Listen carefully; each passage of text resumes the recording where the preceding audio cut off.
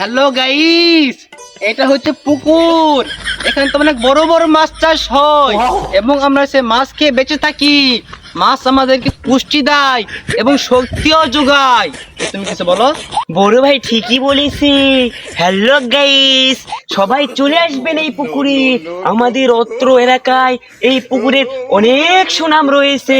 সবাই চলে আসবেন, বড় ভাইয়ের থেকে মাছ ক্রয় করবেন, বড় বড় মাছ কিনবেন আর জীবিকা নির্বাহ করবেন, শক্তি করবেন। বড় ভাই আপনি কিছু বলেন? আরে হ্যাঁ রে হ্যাঁ, এখানে কি বলবো, এখানে তো কত বড় বড় যে মাছ আছে আমাদের ধারণার বাইরে। আর এখানে তো প্রতিদিন মাছ মারার জন্য চারপাশে ভিড় লেগে যায়, মানুষকে সিরিয়াল দেওয়া যায় না।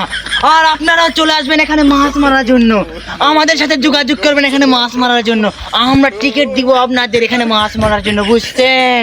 হ্যাঁ, এইটুকু বলে আমার বক্তব্য শেষ করলাম।